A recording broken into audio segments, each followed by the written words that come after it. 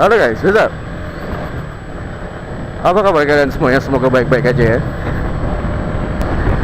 Oke guys, gue langsung ke poin aja ya. Sebenarnya hari ini gue mau bahas mengenai angkot versus ojek online. Sungguh miris. Gue baru lihatnya sih tadi pagi. Miris banget sumpah. Saat gue lihat ada angkot yang dengan sengaja menabrakkan angkotnya ke driver ojek online. Gila men, ditabrak dan itu terekam jelas gitu. Gue sempat speechless ya sebenarnya, sempat miris banget. Begitu cara mainnya, begitu cara menghadapi kompetitor. Kalau memang begitu, ya jangan salahkan kalau ternyata ada serangan balasan. Ini Indonesia men.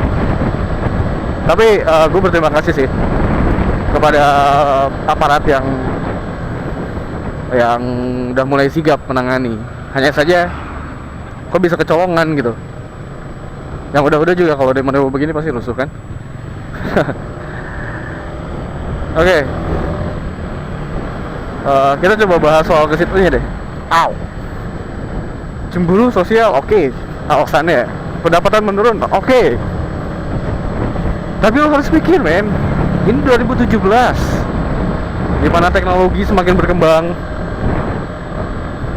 dan semua mengarah ke virtual, semua mengarah ke hal yang berhubungan dengan online. Kalau cara lu usaha masih dengan cara konvensional, ya maka lu akan tergerus zaman.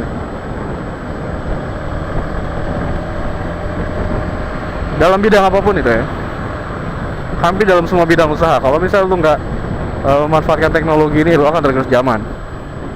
Apalagi jasa, transportasi itu kan jasa ya. Jadi perkembangannya cukup cepat, sangat cepat.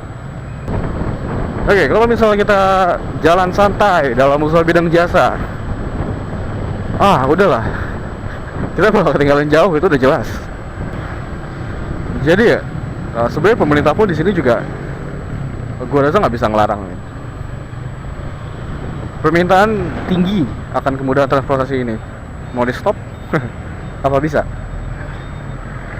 Uber Care aja ya, atau taksi online, cuma dibatasi regulasinya aja kan, nggak di stop total.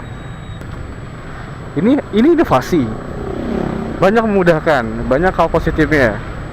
Lu mau stop nggak bisa, ordernya ada men, permintaannya tinggi. Ibarat gini deh, Indonesia mayoritas makanan pokoknya adalah nasi, lalu berasal dari beras.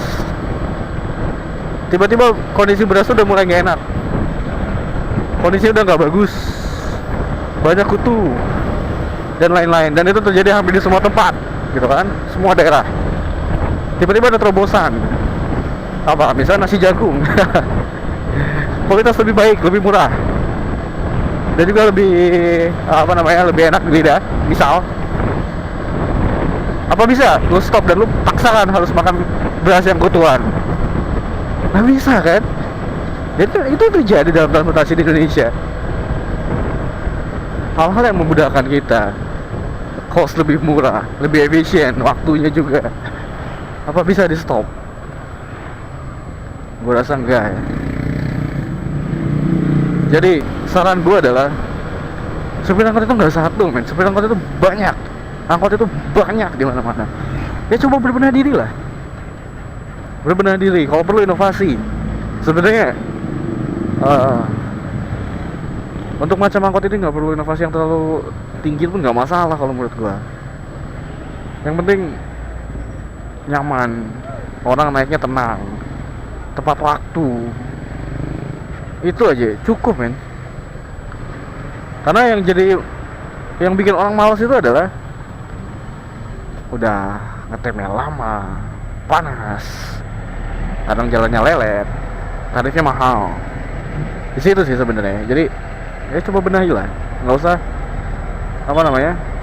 kita pengen mengungguli kompetitor dengan cara kita nyoraki dia, dengan cara kita menghantam dia. Nggak bisa men. Inovasi harus diladeni dengan inovasi.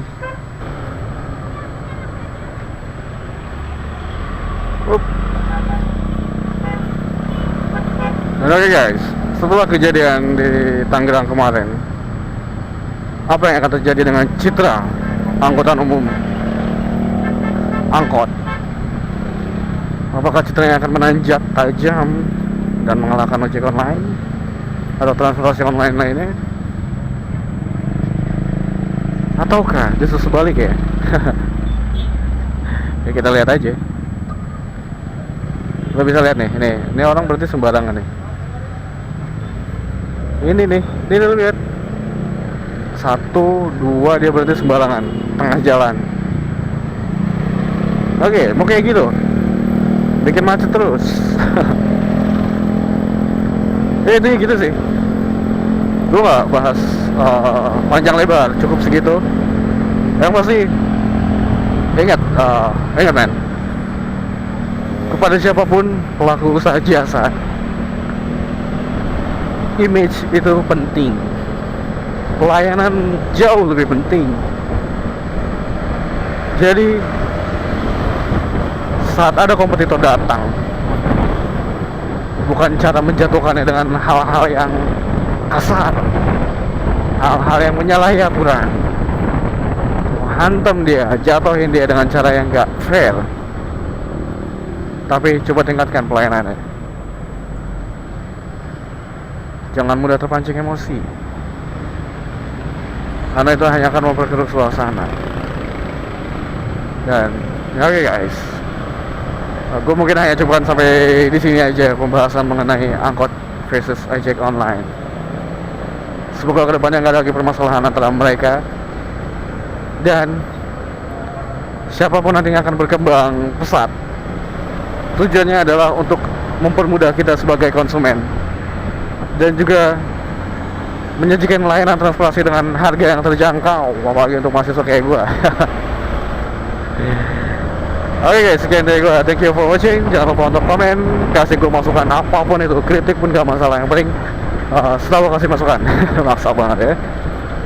Dan juga jangan lupa untuk like dan share dan subscribe. Oke guys, this is all for me. Thank you for watching dan bye bye. Wah, Bapak Nara.